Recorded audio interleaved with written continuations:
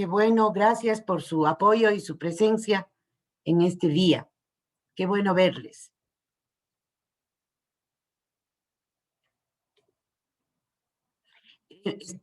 Empezamos un minuto.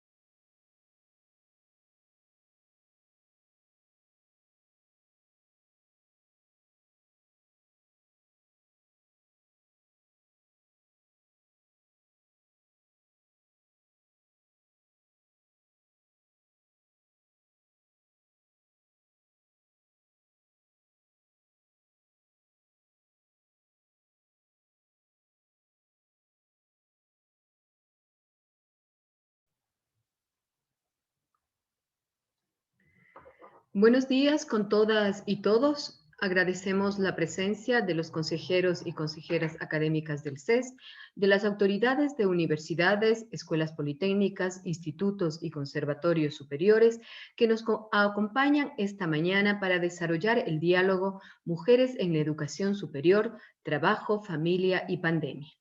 Cedo la palabra a la doctora Catalina Vélez Verdugo, presidenta del Consejo de Educación Superior, quien moderará el evento.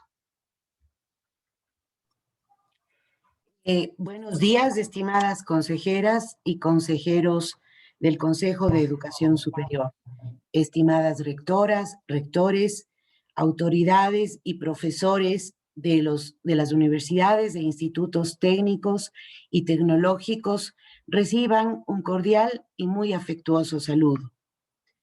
Quisiera resaltar y agradecer la acogida que se ha generado desde la iniciativa del Consejo de Educación Superior, lo cual se refleja en la participación de este significativo grupo de autoridades de las instituciones de educación superior del país, así como de invitados especiales para reflexionar sobre un tema de singular y permanente importancia, como es el papel y la notable incidencia del trabajo de las mujeres en el ámbito de la educación superior, particularmente en este momento signado por una pandemia de proporciones incalculables que mantiene en la incertidumbre y zozobra a toda la humanidad.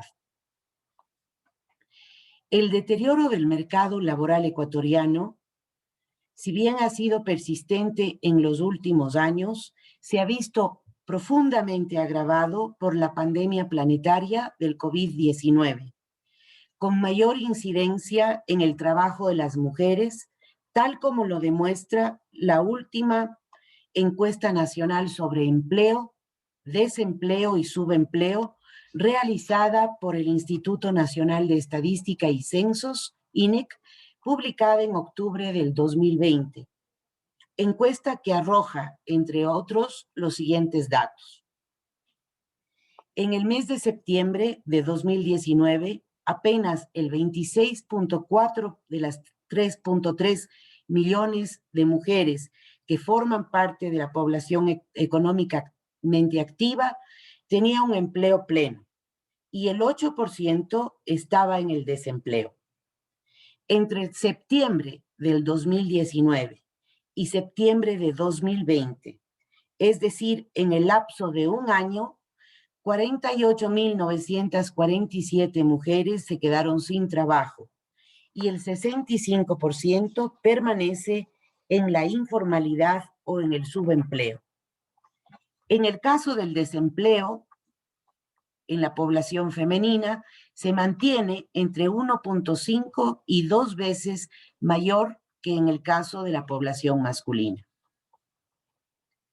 La pandemia ha impactado de forma desproporcionada en el ámbito laboral de las mujeres, ya que la mayoría se encuentra trabajando profesionalmente en el área de la salud, los servicios y en los sectores más afectados, como son el comercio, turismo y servicios personales. A esto hay que añadir todo el incremento laboral que implica la carga de cuidados en el hogar, situación que en muchos casos les ha obligado a renunciar a sus empleos. Un impacto nocivo en una situación de esta naturaleza ha sido el incremento de la violencia contra las mujeres y niñas, con las consecuencias obvias en el deterioro de la salud, en la vida y en las posibilidades de recuperar sus trabajos. De acuerdo con datos de una encuesta telefónica de alcance nacional realizada por ONU Mujeres en junio del año 2020, el 76% de mujeres ha incrementado su carga de trabajo en relación con el periodo anterior al COVID-19, debido a las tareas de cuidado inherente en el hogar. Y el 45% ha reducido las horas de trabajo remunerado con la consecuente disminución o pérdida de ingresos. Como se puede observar, la situación laboral de la mujer, más allá de los principios declarativos, sigue siendo precaria y ha configurado un problema de carácter estructural que, por tanto, requiere un tratamiento más integral y más allá de lo normativo. Es imperativo reducir sustancialmente las brechas existentes y además contar con un sistema de información y registro, de control e inspección laboral. En definitiva, es fundamental tomar decisiones e implementar acciones para incrementar el salario de las mujeres acorde con su trabajo y fundamentalmente revalorizar y dignificar su presencia laboral en el país. En este contexto, la educación superior ha sido afectada de forma similar a todas las demás actividades. Quizá aún más debido al peso específico, características y naturaleza propias que distinguen a la docencia, la investigación y la vinculación con la sociedad. Por lo antes expuesto, es de gran trascendencia dialogar sobre esta temática a fin de profundizar en su análisis, identificar alternativas, definir estrategias y articular lineamientos orientados hacia el fortalecimiento del sistema de educación superior sobre la base de la igualdad de oportunidades, la no discriminación y una mayor y más activa participación de las mujeres en la definición de políticas y en la toma de decisiones. Las condiciones de confinamiento forzoso, distanciamiento social y paralización de la mayor parte de actividades en prácticamente todo el planeta han afectado severamente la vida cotidiana y en especial la de las mujeres, quienes se han visto presionadas a multiplicar y diversificar aún más sus esfuerzos y capacidades para encontrar el justo equilibrio entre la atención a la familia y el desempeño laboral. Este es, en suma, el objetivo del encuentro que hoy nos convoca. Tengo la certeza que será altamente productivo, primordialmente en razón del nivel profesional y conocimiento del tema por parte de las expositoras, a quienes agradezco sentidamente haber aceptado esta invitación, y por parte también de la calidad del público asistente.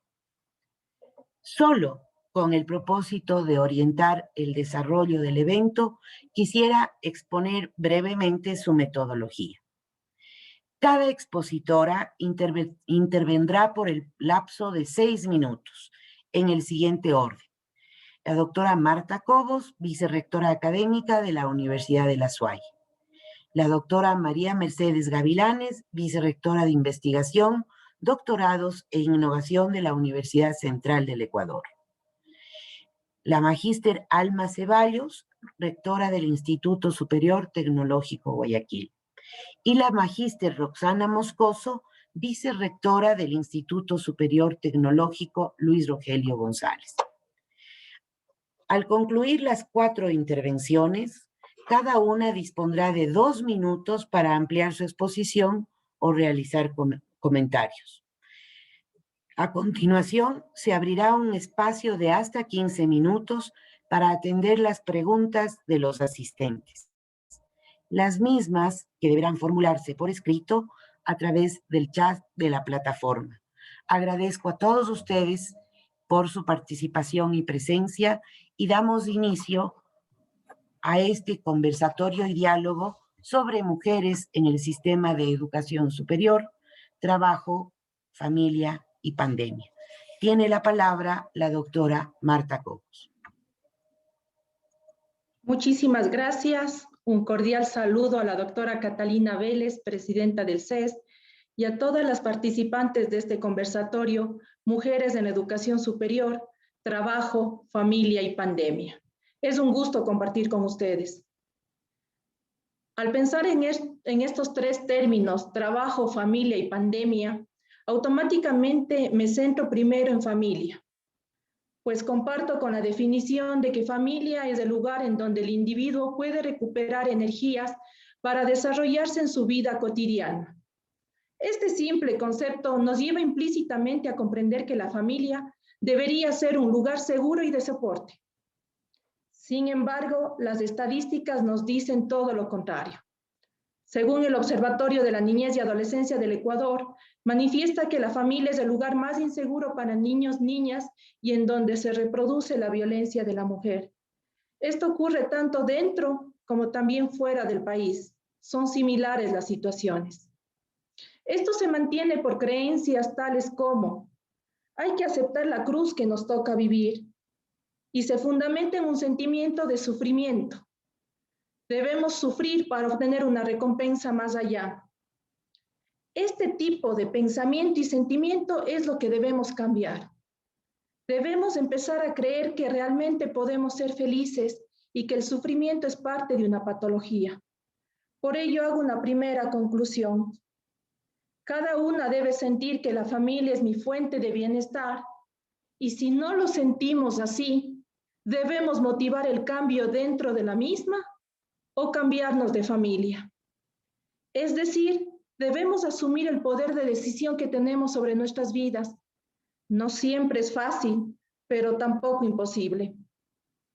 De esta primera reflexión de nuestro entorno más cercano, como es la familia, entendiendo siempre que existen diversos tipos de familia, tanto por su estructura como por su funcionalidad, puedo analizar el trabajo.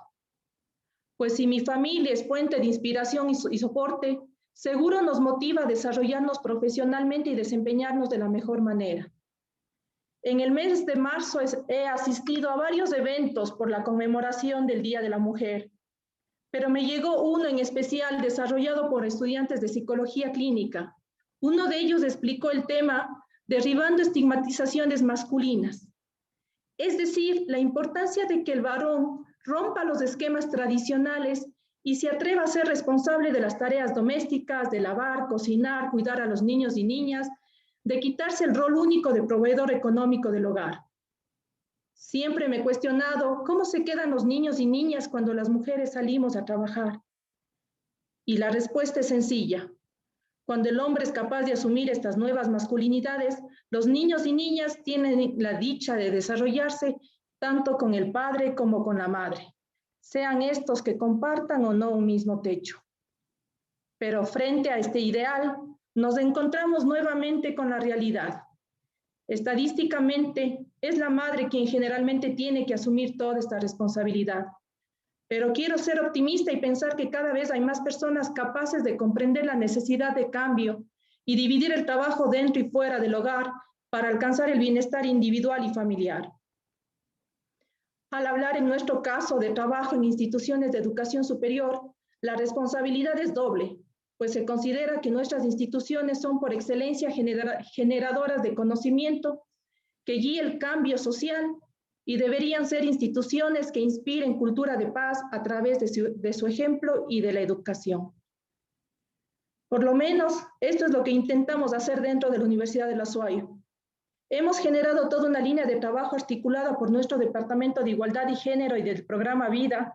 A manera de anécdota, recuerdo que la primera conversación con el rector de mi universidad para aceptar la postulación al vicerrectorado académico fue justamente esta, el del respeto al tiempo de la familia. Situación que no fue solo aceptada, sino compartida totalmente con él.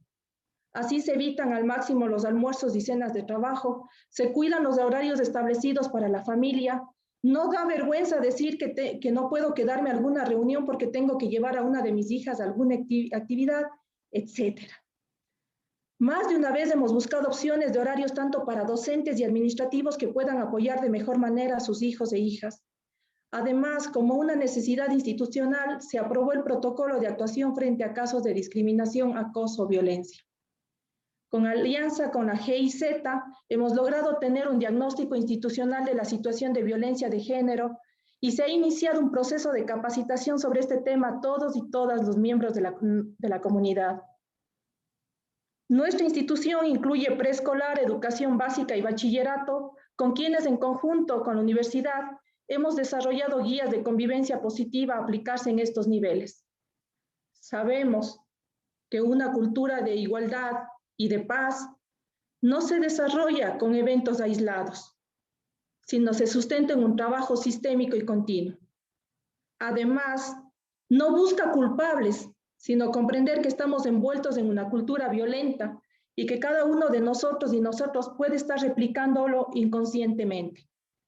Por ello, el trabajo de cambio inicia en cada individuo, quien gracias a los otros puede mejorar. Y esto nos lleva a la tercera palabra que nos invita el conversatorio de hoy, pandemia. Esta pandemia que nos ha afectado tanto a la familia como al trabajo. En este tiempo, en nuestra institución se puso al servicio varios apoyos para nuestra comunidad. En el área psicológica hemos tenido 150 consultas. Perdone, tenemos un minuto. Gracias. De estas 47 son varones y 103 mujeres. De ellos, 26 casos corresponden a situaciones de violencia o maltrato. En general, los informes evidencian que la pandemia potencializó problemas previamente existentes. El cierre de las escuelas y el hecho de que los niños y niñas se quedan en casa implica estadísticamente para la mayoría de mujeres más trabajo. Y si bien puede ser un compartir con los hijos e hijas, dependiendo de la situación de cada familia, puede convertirse en situaciones muy difíciles de sobrellevar. He sacrificado en profundizar estadísticas y estudios para comentar un poco sobre nuestra realidad, sobre todo por cumplir el tiempo otorgado. Finalizo agradeciendo al CES por la invitación y sobre todo por el trabajo que viene realizando. Además, agradezco a todas las mujeres que históricamente han permitido que hoy estemos nosotras en puestos de autoridad en educación superior y desde esta posición y desde nuestra realidad de familia y de trabajo en la educación superior, podamos unir esfuerzos y trabajar por aquellas que vendrán luego de nosotras y alcanzar el fin del ser humano de ser feliz, comprendiendo que la felicidad nunca es individual, siempre es colectiva. Muchísimas gracias. Gracias, Marta. Damos la palabra a la doctora María Mercedes Gavilanes, vicerrectora de investigación de la Universidad Central del Ecuador. Muchas gracias, Catalina. Buenos días a todos, a todas. Para mí es un gusto estar aquí compartiendo con ustedes y debatiendo este tema tan importante. La mayoría de las profesiones se han visto afectadas por los cierres y los requisitos de distanciamiento tras el brote de la COVID-19. La necesidad de trabajar desde casa ha borrado, como ya dijo la panelista anterior, los límites entre el trabajo y la vida familiar. Al mismo tiempo, nos enfrentamos a mayores demandas en cada uno de estos campos. Según informes de los últimos meses, es evidente que las mujeres están siendo más afectadas profesionalmente que los hombres al trabajar desde casa. Además, es de recordar que incluso antes de la pandemia, las mujeres en el mundo académico enfrentaban ya obstáculos de género para ganar respeto profesional, su permanencia y promoción. La pandemia lo que ha hecho es poner en evidencia estas disparidades y las brechas que aún persisten. A inicios de este año, la Academia Nacional de Ciencias de los Estados Unidos publicó un informe sobre el impacto del COVID en las carreras de mujeres en la academia en los campos de las ciencias, ingeniería y medicina. En este estudio se reporta una reducción en la efectividad laboral de las mujeres debido a factores como el incremento de la carga laboral, el decrecimiento en la productividad, la dificultad de interacción entre colegas y estudiantes, los retos del cambio en la modalidad de aprendizaje y menos tiempo para trabajar debido a las actividades de cuidado que se realizan en los hogares. A una escala global, reportes publicados en revistas como Lancet y Science indican ya que en este periodo la productividad de las mujeres ha disminuido en comparación con sus pares masculinos. Se evidencia una menor proporción de autoras en artículos relacionados con COVID, una menor proporción un menor número de registro de proyectos de investigación en comparación con el año anterior y una menor tasa de publicación de preprints de mujeres son algunas de las evidencias que presentan estos reportes. Estos datos, a pesar de no ser de nuestro entorno inmediato, reflejan una realidad que no está lejana a la nuestra y con seguridad es inclusive más preocupante. Una publicación realizada en el 2020 por investigadores de la Universidad Tecnológica Indoamérica, en la que se evalúan los impactos de la pandemia en la investigación en biodiversidad, presenta datos en función de género. En este se identifican que las mujeres están dedicando aproximadamente 3 veces más de su tiempo al cuidado de miembros de su familia en relación con lo que reportan los hombres. Además, indican una reducción en el tiempo destinado a la escritura de artículos y una menor expectativa de publicación a futuro. Estas diferencias se pueden atribuir al aumento de las exigencias de la vida familiar durante la pandemia, situación que impacta especialmente a las mujeres por su rol inminente de cuidadoras de familia. En este contexto, quisiera plantear y analizar 3 de los principales retos que considero enfrenta la mujer desde la academia frente a la pandemia. Por un lado, como mencionaron anteriormente, el cuidado familiar y las actividades domésticas. Son las mujeres las que por sociedad suelen hacerse cargo de la gran mayoría de responsabilidades domésticas y de cuidado de los niños. De acuerdo a un reporte de la Organización Internacional del Trabajo, antes de la pandemia, las mujeres realizaban ya las 3/4 partes del trabajo del hogar a nivel mundial, es decir, 3 veces más que lo que hacen los hombres. En encuestas recientes se sugiere que la carga de las mujeres por el cuidado de los niños y familiares en el hogar ha aumentado significativamente. En el entorno académico, en caso de que los 2 padres tengan que realizar actividades laborales desde casa, como ha venido ocurriendo ya por más de un año, es común que la mujer, además de cumplir con sus actividades de docente e investigadora, tenga también que asumir casi enteramente el rol de cuidadora de hijos, maestra, cocinera, organizadora, entre varias otras tareas que se agrupan en el conocido término de trabajo no remunerado. Además, esta multiplicidad de tareas requiere un cambio constante de actividades, lo que hace muy difícil concentrarnos en temas que requieren un nivel de atención sostenida durante periodos de tiempo extendidos. Por otro lado, la carga de trabajo y efectos de salud que ha tenido la pandemia sobre la mujer creo que es de resaltar. Creo que las panelistas de aquí presentes no me dejarán mentir cuando digo que el trabajo virtual, lejos de ser más sencillo por estar en casa como se tiende a pensar, en realidad ha resultado agotador. La falta de horarios claros y la permanente disponibilidad que se espera de parte de no solo nuestros empleadores y colegas, sino también de nuestros estudiantes, nos ha llevado a tener días de trabajo efectivo de más de 16 horas diarias, esto sin contar con todas las actividades no remuneradas mencionadas anteriormente. Esto ha generado un aumento significativo en el nivel de estrés y la ansiedad que se ve reflejada en condiciones de salud. Sentimos que estamos trabajando más duro y logramos menos. Finalmente, un reto que enfrentamos no solo las mujeres, pero considero que a nivel de la academia es importante resaltar, es el cambio de modalidad de enseñanza. El tener que desarrollar nuevas habilidades, aprender nuevos programas y cambiar nuestra modalidad de enseñanza para asegurar que los estudiantes aprendan en un entorno virtual ha probado ser especialmente difícil.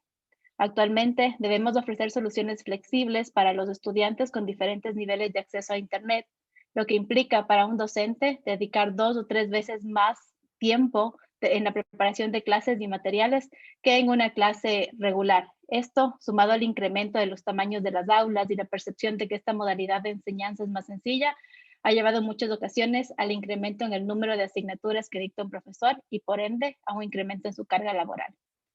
Personalmente, creo que debemos ver estos son 3 de los principales retos que considero que enfrentamos en este contexto. Personalmente, creo que debemos ver esta pandemia no como una barrera que va a retrasar los logros que como mujeres en academia hemos alcanzado, sino como una oportunidad para crear soluciones permanentes en los diferentes entornos en los que nos desarrollamos y salir así de esta situación fortalecidos como sociedad. Por ejemplo, en el campo laboral es fundamental que se creen espacios seguros en los que las madres y padres puedan dejar a sus hijos y dedicarse exclusivamente a su tarea profesional. Si esto no es posible, pues dar flexibilidad a los horarios y tiempos es fundamental. También es importante que desde casa empecemos a dividir equitativamente las tareas y a compartir estas responsabilidades que por default nos caen a las mujeres, pero que todos estamos en capacidad de realizar. Este es un cambio de mentalidad, una concienciación social de las sobrecargas adicionales y una toma de acciones individuales y colectivas que nos permitirá dar pasos para reducir y eventualmente eliminar estas desigualdades de género que enfrentamos en la actualidad. Muchas gracias. Gracias, querida Mercedes. Por favor, damos la palabra a la rectora del Instituto Superior Tecnológico Guayaquil, Magíster Alma Ceballos.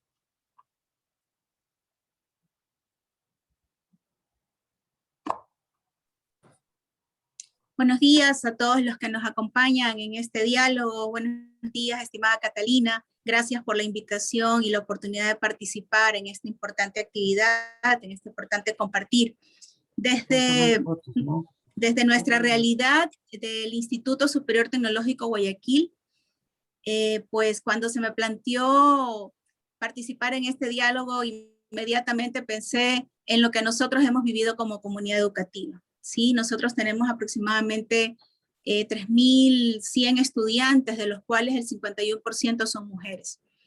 Y bueno, a lo largo, la verdad es que cuando empezamos, familia y sociedad constituyen un todo, un engranaje que ciertamente se ha visto afectado los cambios rituales diarios que hemos tenido a través por la pandemia. Hace un año nos confinaron sin previo aviso, nos obligaron a quedarnos en casa, a dejar de ir a las instituciones de manera presencial y hacer de lo virtual nuestro mejor aliado. Sin duda esto se convirtió en una gran oportunidad de crecimiento y desarrollo de nuestras habilidades y un acercamiento más profundo y mucho más inmediato, digámoslo así, a las herramientas tecnológicas. En muchos casos esto lo veíamos incluso con temor porque no sabíamos a qué nos enfrentábamos. Pero también profundizó una serie de problemas y desafíos para los miembros de las familias. Desde el inicio de la pandemia, la salud física y mental de la población se vio vulnerada. La ansiedad, el estrés, la sobrecarga física, la tristeza y la impotencia en muchos casos afectó a nuestras comunidades educativas.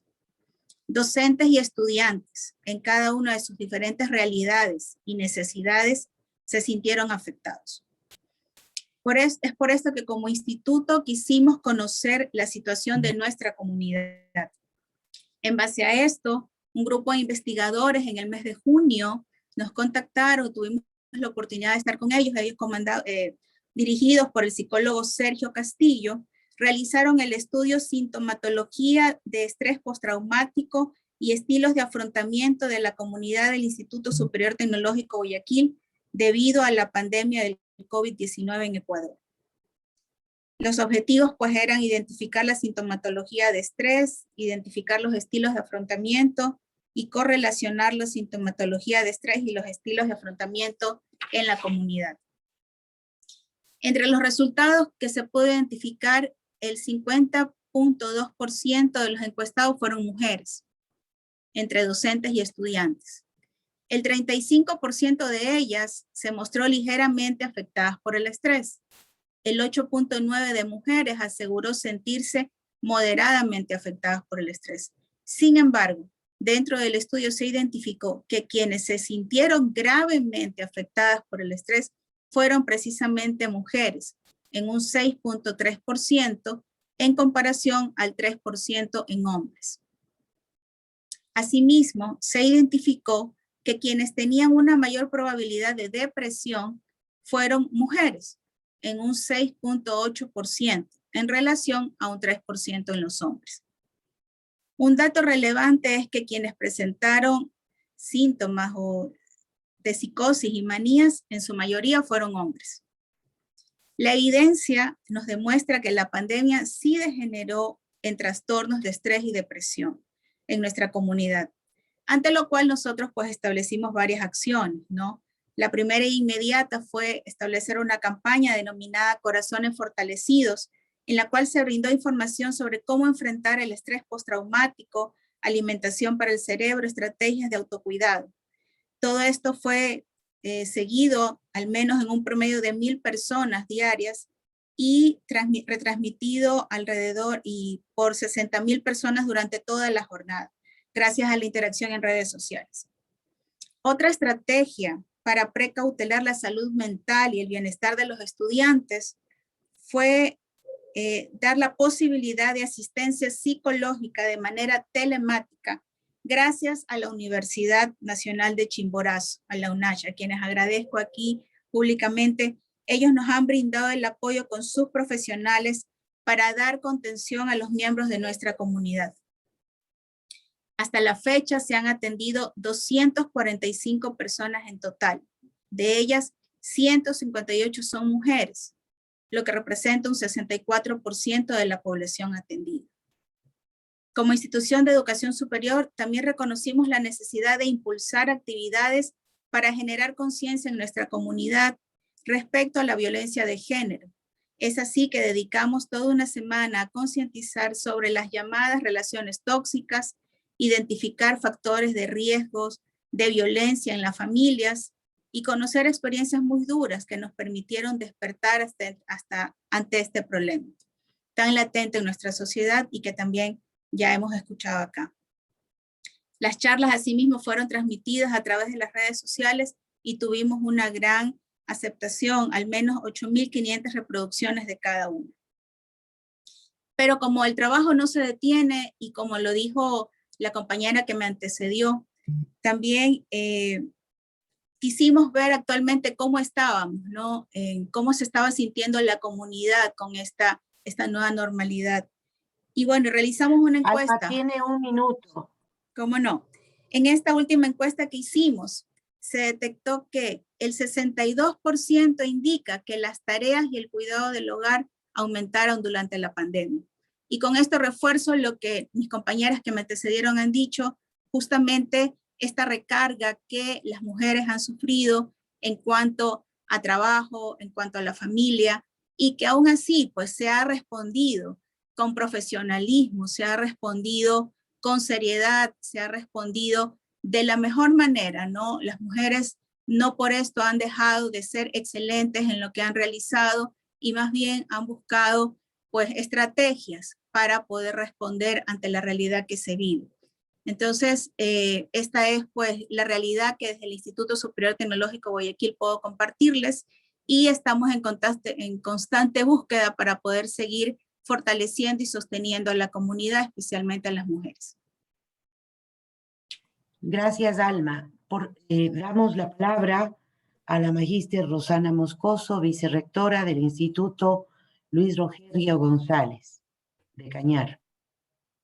Estimada Catalina, muchas gracias por su invitación. Estimadas compañeras rectoras y vicerrectoras, estimado público que nos acompaña esta mañana. Para poder hablar de las mujeres en la educación superior, he pensado primero en cómo las mujeres lograron acceder a la educación. El camino ha sido largo para llegar a donde estamos y aún falta camino por recorrer. No es sino hasta 1860 aproximadamente cuando las mujeres fueron aceptadas dentro del sistema educativo ecuatoriano y mujeres de clase económica acomodada que tenían recursos para estudiar en instituciones privadas, especialmente religiosas. La educación para la mujer consistía en leer, escribir, resolver operaciones matemáticas básicas, algo de cultura general. Sin embargo, se centraba en el aprendizaje de la administración del hogar y la realización de manualidades. Para acceder a la educación superior se ha pasado por épocas muy duras. Al principio asistieron como oyentes, pues no se les permitía más, y luego como estudiantes que podían acceder a los títulos académicos. Según Erika Villegas, tenemos a la lojana Matilde Hidalgo de Procer, primera bachiller del país y pionera en estudiar medicina, primera ecuatoriana en demandar su derecho al sufragio, todo esto a inicios del siglo XX. Desde ahí creo que la mujer, para llegar a donde encuentra, ha tenido que sortear numerosos hitos. Prefiero llamarlos hitos más que obstáculos, pues ha tenido que estudiar mientras se encargaba también del hogar, y muchas estudiar para luego dedicarse exclusivamente al trabajo de casa. Quienes sí trabajaron en su profesión tuvieron que cumplir con una doble actividad, ya que es la madre de familia quien estuvo pendiente siempre de que no falte nada, esté todo limpio, los niños bien portados y en el trabajo tener un cumplimiento ejemplar para evitar ser reemplazada. Mucho ha tenido que pasar para que hoy podamos estar aquí sentadas, para que podamos ser reconocidas en el ámbito de educación superior. Tanto así que hoy contamos con las primeras mujeres rectoras de universidades con prestigio y mayor alcance estudiantil. Es el caso de Florinela Muñoz, rectora de la Escuela Politécnica Nacional, en 146 años de fundación. También tenemos a María Justa Hermida, que en 153 años de fundación de la Universidad de Cuenca es la primera mujer rectora. Y creo que es un logro grande porque se está reconociendo la preparación que las mujeres tenemos dentro del ámbito educativo y más aún dentro de la educación superior. Y por supuesto, nosotras rectoras y vicerrectoras de los institutos superiores tecnológicos, en las que la presencia dinámica ventajosamente de mujeres es grande. Tenemos también esta institución de Consejo de Educación Superior que desde sus inicios no es hasta el 2018 que eligen a una mujer, Catalina, como presidente. La presencia de mujeres en la mayoría de carreras de educación superior se ha consolidado. Sin embargo, les cuesta mucho más que a los hombres llegar a donde están. A pesar de tener la misma responsabilidad laboral dentro de las instituciones de educación superior, tienen también que cumplir con el rol de administradora del hogar y hacerse cargo de las necesidades de los hijos. Si bien el hombre está tomando más responsabilidades en esta área, sigue siendo la mayoría de mujeres las que se hacen cargo de esta responsabilidad. El año 2020 fue sin duda uno de los más desafiantes para toda la humanidad. Muchos nos vimos obligados a reinventarnos para combatir todas las consecuencias que trajo consigo la pandemia de la COVID-19. Lamentablemente, las mujeres estamos en una situación más vulnerable en esta emergencia sanitaria. Se ha evidenciado en la pandemia que nos ha confinado a los hogares desde hace un año, que las mujeres, además de tener que adaptarse al teletrabajo, educación virtual, han tenido que convivir con la clase de los hijos, las necesidades de casa, limpieza, alimentación y buen ambiente. En más de una ocasión pude conversar con mis compañeras que esta presencia, todo lo que posiblemente hacían antes, pero ahora en el mismo lugar y a la misma hora, generó problemas de estrés severos, ansiedades y sin poder siquiera vivirlas por todo lo que se debía cumplir. El aislamiento de la vida social necesaria para dejar de pensar en los quehaceres laborales y familiares también hizo que la mujer se sienta abrumada y agotada. En el confinamiento, muchos medios de comunicación han destacado el sinnúmero de roles que la mujer desempeña en la sociedad. Esto, más allá de demostrar la versatilidad y la capacidad de resiliencia de las mujeres, pone en evidencia toda la carga que las mujeres llevan en sus hombros y las consecuencias negativas que menoscaban la salud física y mental. Según la Organización Internacional del Trabajo, las mujeres tienen a su cargo el 76.2% de todas las horas de trabajo de cuidado no remunerado, y son ellas quienes tienen doble o triple jornada laboral, situación que ha agravado el confinamiento. Esta mayor carga de trabajo impacta negativamente el trabajo remunerado y la salud de las mujeres. También está la diferencia salarial. El 5 de enero del 2020, en El Universo, salió una nota que señala que el 40% de masa salarial va a las mujeres, considerando que la población femenina es mayor. También señala que hay una participación notable de las mujeres en las áreas de servicio, como es el doméstico, educación, servicios sociales o de salud, en la que la mujer sigue relegada históricamente a puestos de cuidados. Hay batallas que se están ganando y hoy por hoy las mujeres siguen conquistando espacios desde donde se ejerce la toma de decisiones en beneficio de una sociedad y mundo mejor, más humano. Para que esto continúe, hay que exigir políticas públicas que ayuden a una igualdad en la sociedad para que esto se pueda reflejar en el área laboral. Gracias al esfuerzo y perseverancia de nosotras, mujeres, hoy podemos ver con satisfacción que tenemos una presencia consolidada y firme en la educación superior, como docentes, investigadoras y gestionadoras de recursos humanos y materiales.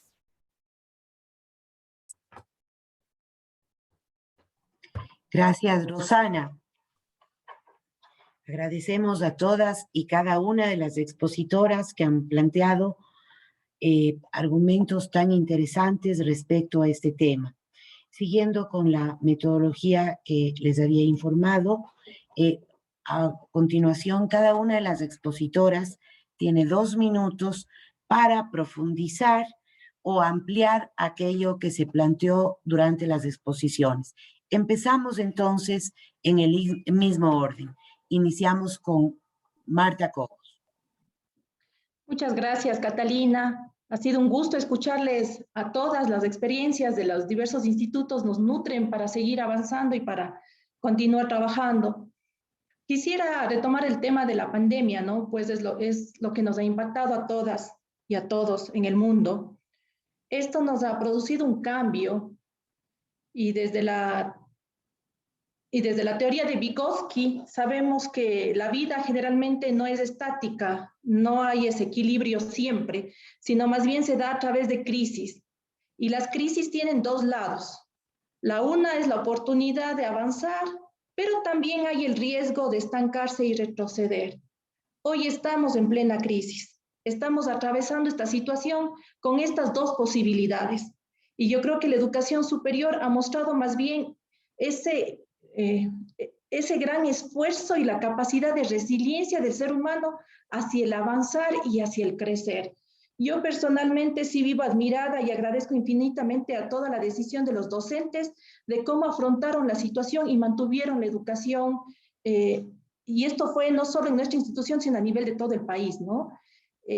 Siempre he dicho, la nueva metodología en nuestro caso afectó más a los docentes que a los estudiantes. Los estudiantes están más al día con la tecnología y habían tomado algún curso virtual, pero a veces los docentes todavía estuvieron en la metodología anterior, ¿no? Se dice que ha pasado más de 200 años y la educación no cambia, cambia la tecnología y revoluciones de otro tipo, pero la educación se ha mantenido.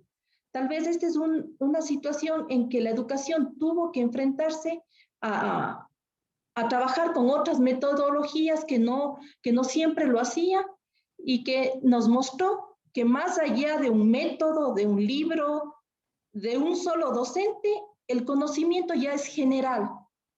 Más de un chico a veces están en clase con el profesor y le apaga el profesor la cámara, pero pone un video en YouTube que está explicando lo mismo y cuando le preguntas, pero atiéndele al profesor y dice, no, yo entiendo más en YouTube, mami. Entonces, nos muestra que el conocimiento ya es tan general y los diversos métodos ya no nos sirven como eran los tradicionales y tenemos que adaptarnos. Yo sí le veo a esto, pese a todas las pérdidas que hemos tenido, las más graves de los seres humanos, las pérdidas económicas y también hasta la académica en el sistema general, creo que también hay que verles estas oportunidades que nos dan a la educación superior para movernos desde donde estábamos y ver otras alternativas de cambio. Creo que en esto tanto hombres y mujeres debemos estar inmiscuidos en el cambio. Gracias, Catalina. Gracias, Marta. Seguimos con María Mercedes. Tiene 2 minutos, María Mercedes. Gracias, Catalina. Sí, yo creo que es importantísimas las reflexiones que se han realizado y lo que yo sí quisiera resaltar es el tema de cuál es la función de la universidad, ¿no es cierto?, de la academia en este contexto. Entonces, sí, hemos podido responder a los problemáticas que se nos han ido enfrentando, pero creo que el rol principal de la academia es pasar de esta percepción que tenemos de las afectaciones que se han dado a mujeres, como a minorías, etcétera, ¿no es cierto?, en este contexto, y generar investigación y datos concretos, reales, que nos ayuden de alguna manera a la generación de políticas públicas, ¿no es cierto?, que para que la pandemia no solo sea todo lo que nos pasó, sino que sea esta oportunidad que yo creo que es fundamental para mejorar como sociedad. Y nosotros desde la academia, yo creo que ese es el rol principal que debemos tener.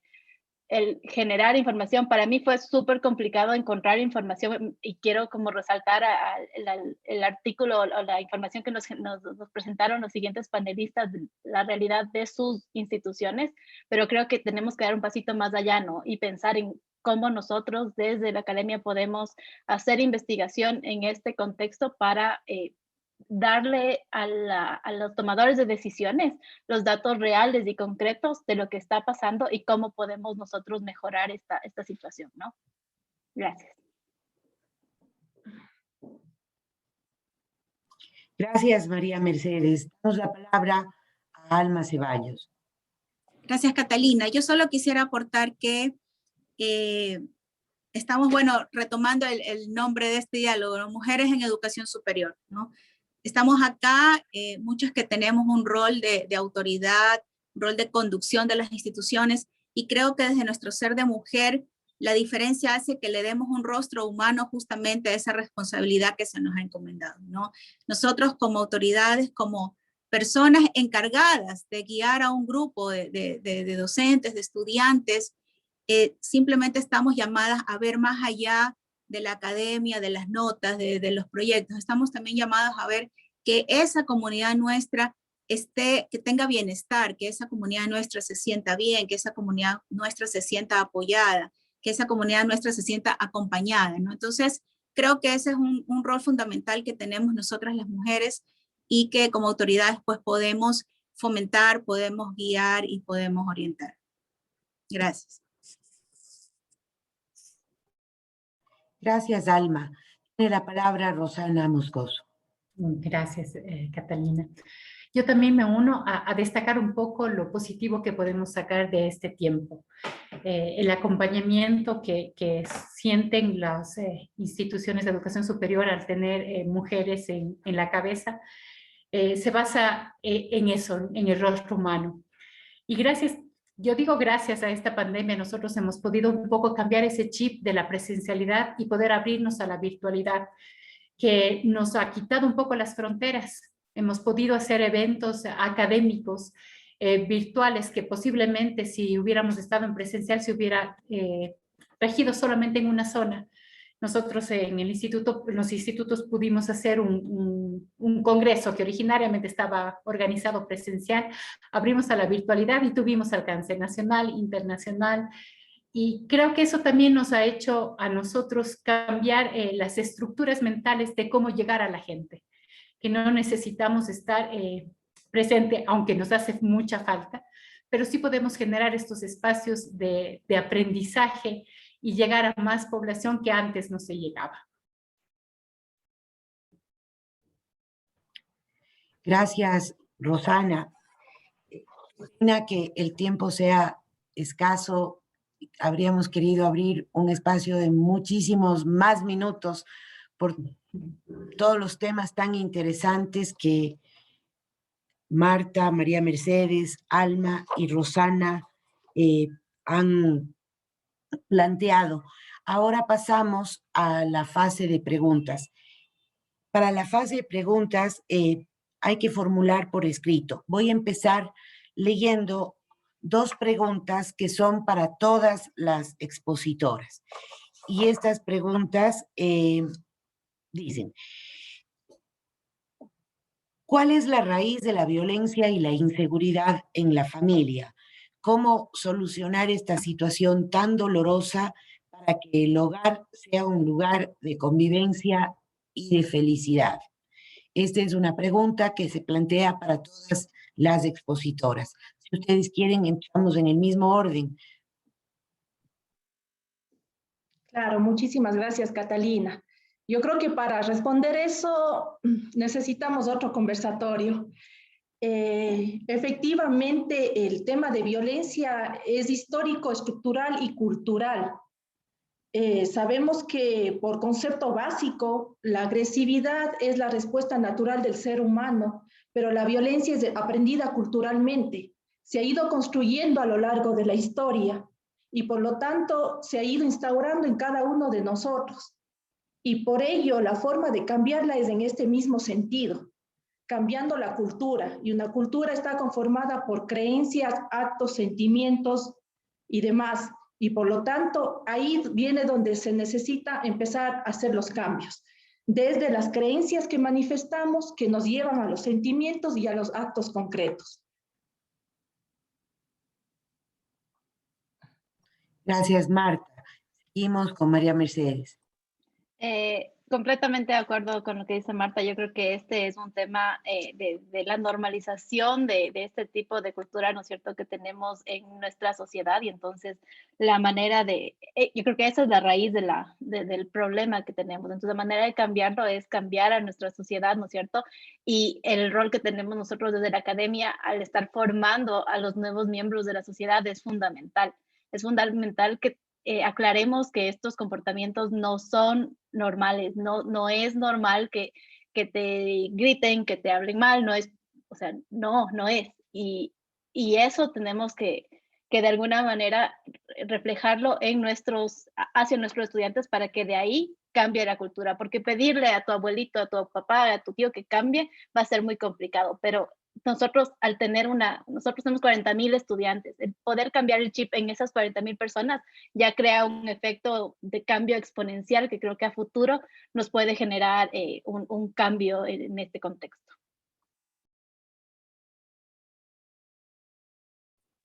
Gracias, María Mercedes. Alma, por favor. Sí, yo considero que es importante estar atentos a los signos que se vayan dando, ¿no?, a las señales que se vayan dando dentro de la familia.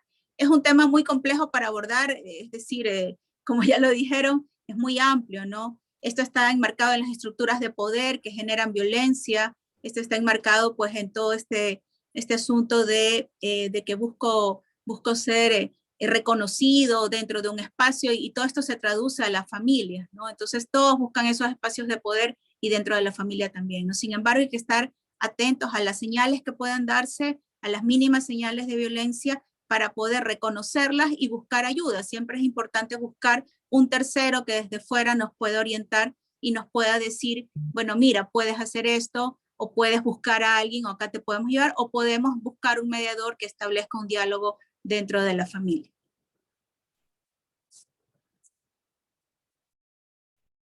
Gracias, Alma. Tiene la palabra Rosana. Muchas gracias. Yo me uno a la parte de la educación.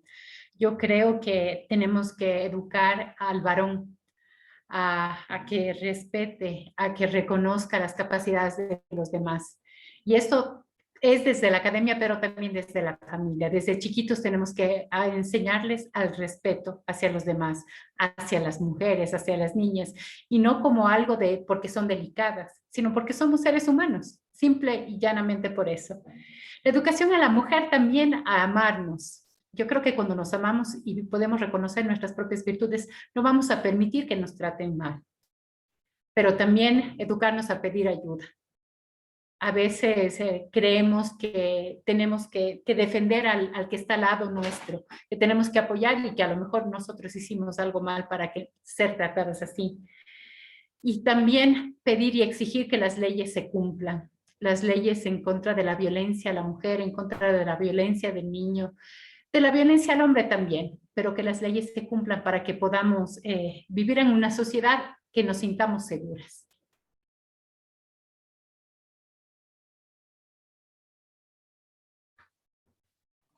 Muchas gracias. Nos han llegado 2 preguntas que son muy importantes, y además las voy a leer tal cual. Dice, ¿por qué hay más mujeres vicerrectoras que rectoras? ¿Cómo se explica esta situación?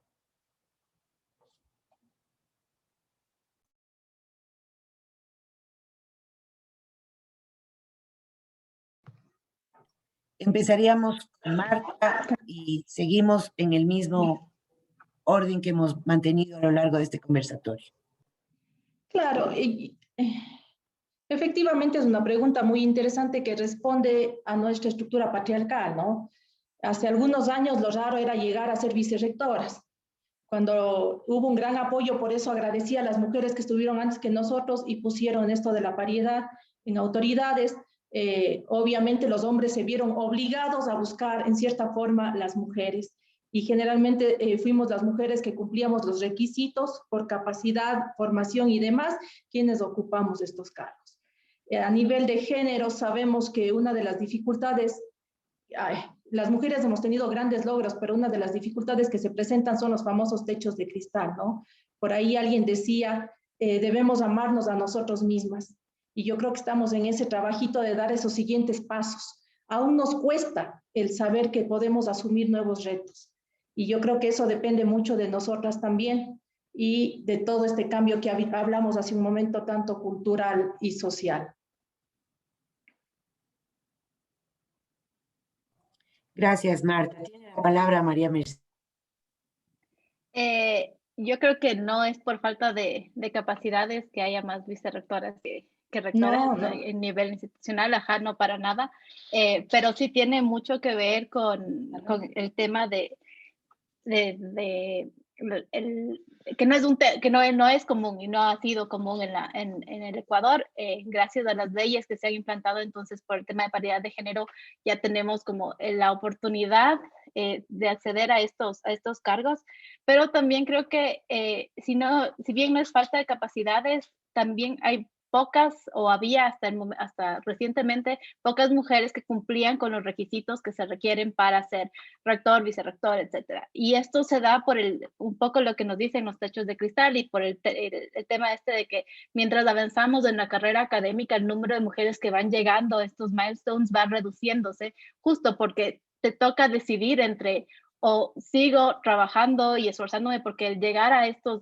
cumplir con estos requisitos es súper complicado. Entonces dejo de lado la familia, dejo de lado como varias cosas, y entonces se genera que se llama el término, el leaky pipeline, ¿no es cierto? Que a medida que vamos avanzando en educación a nivel de universitario, la cantidad de mujeres registradas es más alta que la de los hombres, ¿no es cierto? Pero si vamos subiendo en los niveles, se va reduciendo por esas causas. Entonces creo que esa es una de las explicaciones que podría darse para esta pregunta. Gracias, María Mercedes. Alma, por favor, tiene la palabra. Gracias, Catalina. Bueno, concuerdo con las compañeras que me han precedido. Contarles que acá en Guayas, de los 5 institutos públicos superiores, las 5 somos rectoras, somos mujeres. Así que eso demuestra pues que poco a poco vamos ganando esos espacios por capacidad, no por ser mujeres, sino por la capacidad que tenemos, por nuestra preparación y por nuestro liderazgo. Creo que eso es muy importante resaltarlo. Así que en Guayas estamos 5 de 5.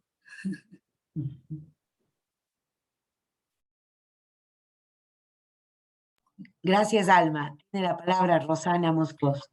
Gracias. Yo me uno. Creo que es no por falta de capacidad, pero sí a lo mejor por falta de preparación para llegar a cumplir los requisitos. No este año, el año pasado o hace 2 tal vez, yo leí que hay una diferencia de más de 7 años entre llegar a tener un grado académico entre un hombre y una mujer. El doctorado es mucho más factible que lo saque un hombre a que lo saque una mujer por el hecho de la carga de los trabajos de casa. Y la carga, aunque no, para muchos de nosotros no es una carga, ¿no? Pero se la llama así. Yo diría que va por eso. En los institutos superiores tecnológicos sí se ve bastante presencia de las rectoras mujeres. En mi caso somos rectoras y vicerrectoras mujeres. Yo creería que va por ahí más que por falta de capacidad o reconocimiento, sino porque tenemos un poco más de dificultad a llegar a tener todo lo que se necesita para llegar al rectorado. Muchas gracias. Nos han llegado muchísimas preguntas. En honor al tiempo vamos a priorizar. Les pido a ustedes disculpas por no poder presentar todas las preguntas. Sin embargo, este es un Es un signo interesante y podemos hacer un nuevo diálogo sobre esta misma temática para profundizar en el análisis. Quiero leer una pregunta que nos han remitido y plantea así: ¿qué políticas podemos implementar en las instituciones de educación superior para favorecer a las mujeres académicas respecto a la flexibilidad de horarios, evaluaciones, producción científica y remuneración salarial? Creo que es un tema muy interesante y que nos deja, digamos, con un gran interrogante. Invito a todas las expositoras a manifestar sus opiniones y sus respuestas respecto a esta pregunta.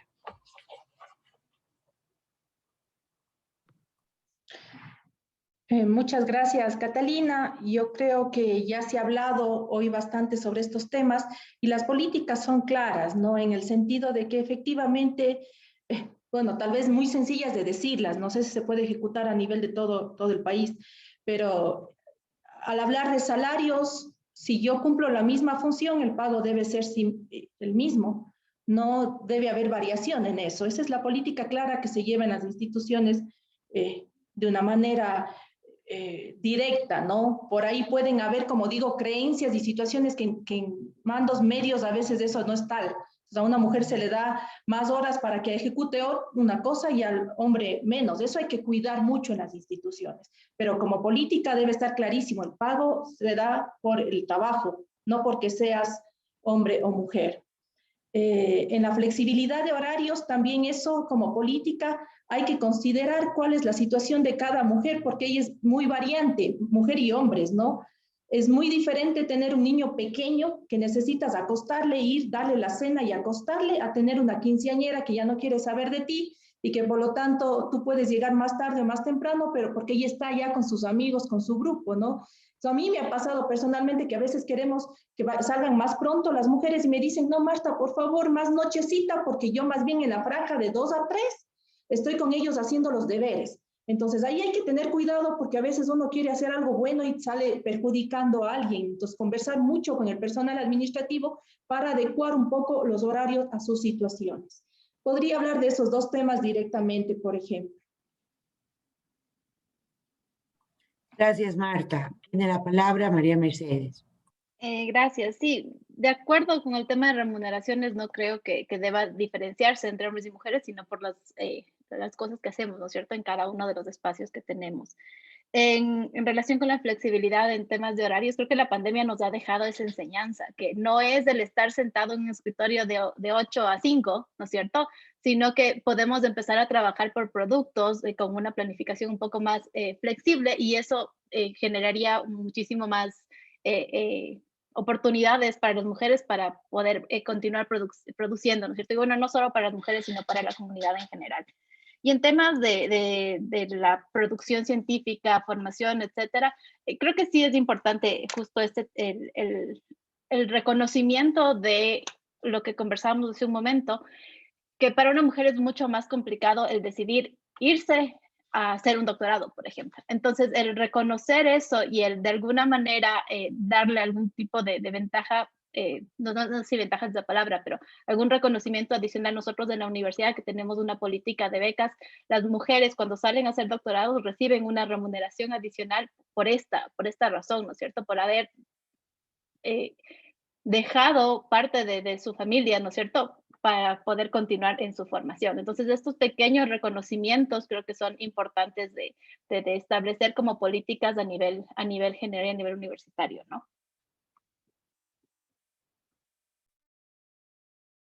Gracias, María Mercedes. Tiene la palabra Alma y a continuación Rosana. Sí, gracias, Catalina. Yo creería que hay que hacer primero desde casa, ¿verdad? Ir cambiando los estereotipos, ir cambiando la concepción que tenemos dentro de nuestros mismos institutos, ¿no? Entonces, hacia adentro debemos generar justamente esa paridad, ¿no? Que los equipos estén conformados por hombres y mujeres, ir viendo que la carga horaria esté equilibrada, ir viendo que las gestorías hacia adentro estén por hombres y mujeres también, no solamente por hombres, ¿no? Ir quitando estereotipos de las carreras que son para hombres y las carreras que son para mujeres, ¿no? También la parte administrativa, ¿no? Las secretarias son mujeres, ¿no? Entonces es raro ver que un hombre sea secretario. Entonces, todos esos estereotipos que nosotros también manejamos hacia el interior debemos irlos cambiando, debemos irlos, es decir, debemos irlos desde nosotros mismos para que luego esto se traduzca en política pública, ¿no? La política la hacemos desde estos pequeños espacios, ¿no? Y así también vamos trabajando con nuestros estudiantes de esta misma manera.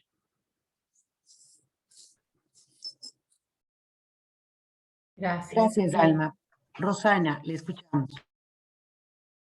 Bueno, yo creo que como política pública de la remuneración salarial en las instituciones de educación superior, con lo que son los escalafones, donde cada uno cumple su trabajo y está dentro del escalafón, es una forma de nivelar lo que ganamos igualitariamente hombres y mujeres.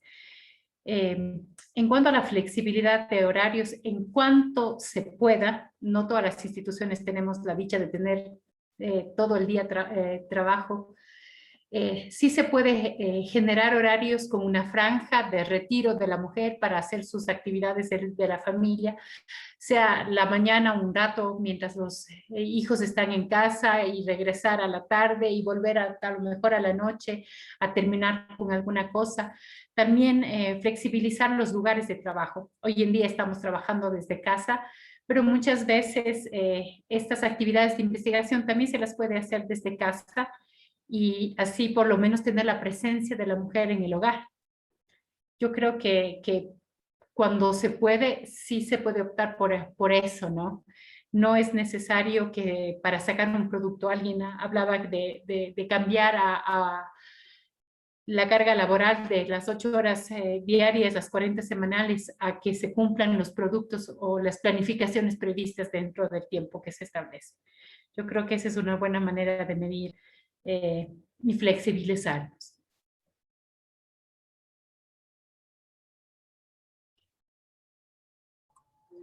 Muchísimas gracias a Marta, María Mercedes, Alma, Rosana, por tan importantes aportes y por haber traído a este conversatorio y a este diálogo temas de tanta vigencia como el rol de la mujer en el desempeño familiar, en el desempeño profesional, el haber aportado desde su rol como gestoras de la educación superior. Gracias a todos y todas las participantes, profesores, autoridades de instituciones de educación superior del sistema de educación superior del país, a los señores consejeros, señoras consejeras del Consejo de Educación Superior. Sin duda, yo solamente para cerrar quisiera mencionar que se trata de un tema de gran importancia. Un tema que no solamente alude a las mujeres, porque las mujeres habitamos en el mismo mundo que los hombres. Hombres y mujeres habitamos en el mismo mundo. Sí nos compete, sí, a quienes estamos en el campo de la educación, porque desde la educación se puede transformar la realidad. Desde la educación se puede construir una sociedad más justa, más equitativa, más incluyente, más respetuosa.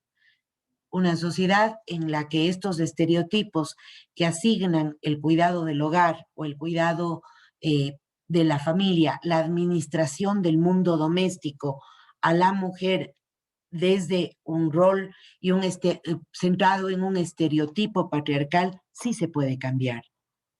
Sí se puede cambiar la construcción de una sociedad que sea mucho más respetuosa con las mujeres, porque como decía una de las panelistas, porque las mujeres somos humanas, y mucho más respetuosa también de vivir en comunidad, del cuidado. Queda un gran desafío. Y este desafío nos impele a cuestionarnos desde nuestro rol como gestoras, como académicas, como investigadoras, como profesoras del sistema de educación superior, ¿qué hacemos frente a esta realidad para cambiar?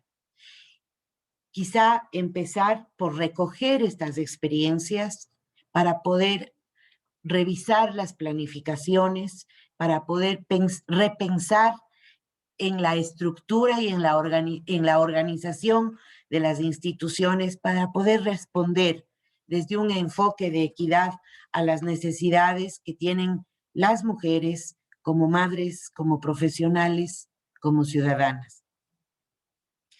Este rol, efectivamente, desde la academia, también nos impele a producir conocimiento, un conocimiento de calidad desde la práctica de la investigación científica, de la investigación formativa, para con datos poder tomar decisiones a nivel de política que efectivamente sirvan para transformar esta realidad.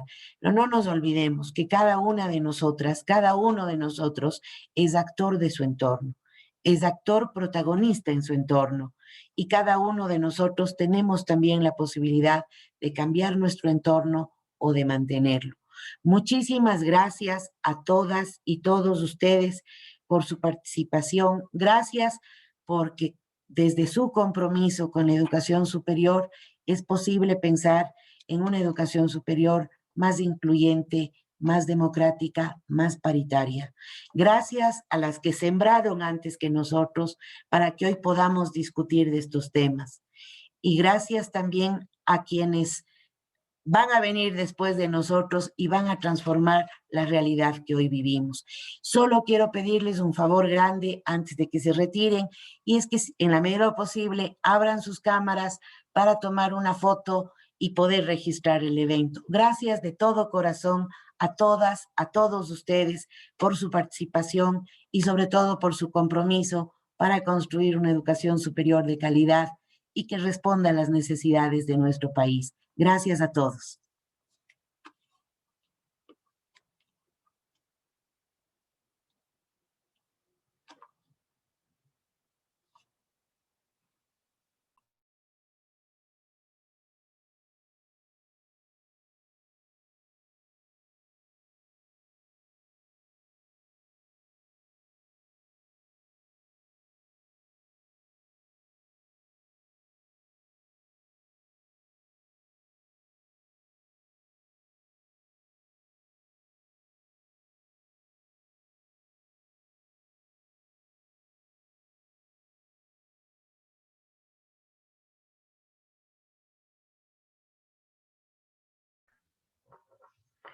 Agradecemos la participación de todas y todos. Una excelente tarde.